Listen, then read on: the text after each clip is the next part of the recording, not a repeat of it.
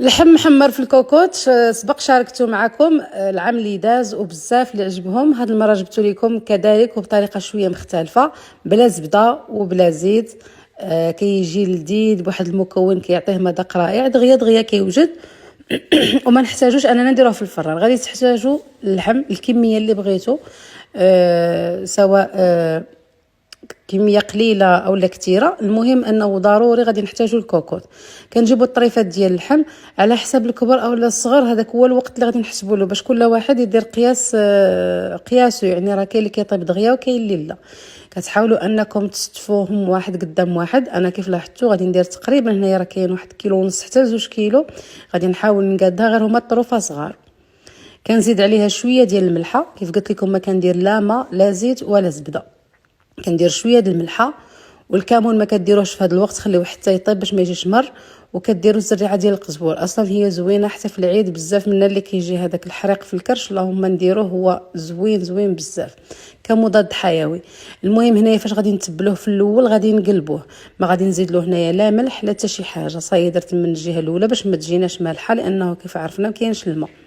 غادي نقادو بهذا الشكل، وغادي نضيفوا له معلقه كبيره ديال بودره الثوم، سواء البودره او هذه المكسكسه هذه كيف ما اللي كانت عندكم نتوما ديروها، كيعطي واحد المذاق رهيب. غير جربوها وردوا عليا الخبر.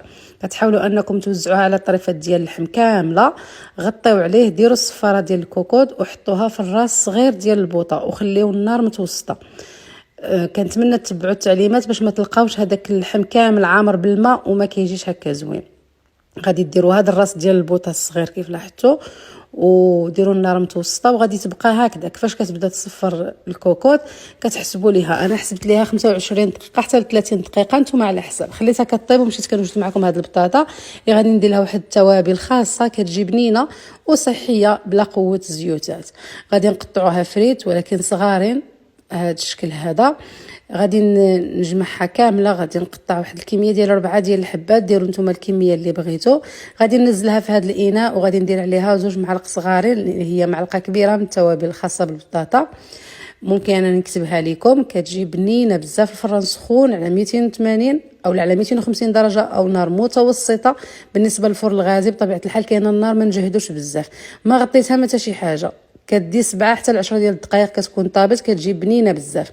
الوقت اللي كيوجد لينا هذا اللحم كنمشيو نقلبوه. من هنايا راه 25 دقيقه هاد الساعه. كيتحمر من التحت ولكن ما كيتحمرش من الفوق، لذلك كنقلبوه. اول حاجه قبل ما نقلبوه راه حنا كنتاكدوا بانه كله طاب وجا مفرتت، عادو كنقلبوه باش كيتحمر من الجهه الثانيه. الصراحه هاد الطريقه معتمده عندي من سنين، لانه كيجي بنين ما فيهش قوه حزار وتبزار وتماره، وكيجي كيدوب في الفم. انا مولفه كندير فيه طريف ديال الزبده، يعني ماشي ديما الا كانت متوفره.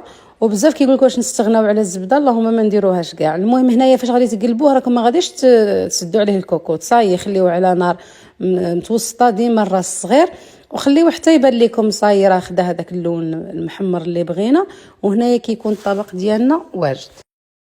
كلشي باين قدامكم بلا ما نشكرو، راه شاكر راسو، كيجي لذيذ بزاف وطايب. هذا هو الاساس. بالنسبه للبطاطا كتجي بنينه خاصه مع دوك التوابل. حتى الا ما كناش عندنا التوابل غادي ديروا الحبق مجفف، المعدنوس والقزبور حتى هما مجففين مع الثومه وشويه ديال السودانيه حاره هكا، وتقدموه بالصحه والراحه. تقدموه حتى مع سلطات بارده ودافئه.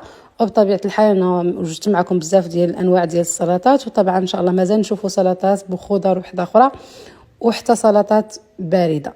كنتمنى فعلا يعجبكم الفيديو ديال اليوم. بطبيعه الحال خليو لي لايكاتكم، تعليقاتكم هما اللي كيشجعوني باش نستمر. بزاف ديال لي لايك باش نشوفوا بزاف ديال الوصفات اللي هما جدادين وحصريا، وشي حاجه اللي بسيطه كيف ما عودتكم من عند ام ياسر، ديما السهل البسيط الاقتصادي والناجح 100%. نقول لكم هنا تهلاو في راسكم ومع السلامه وعشركم مبروكه.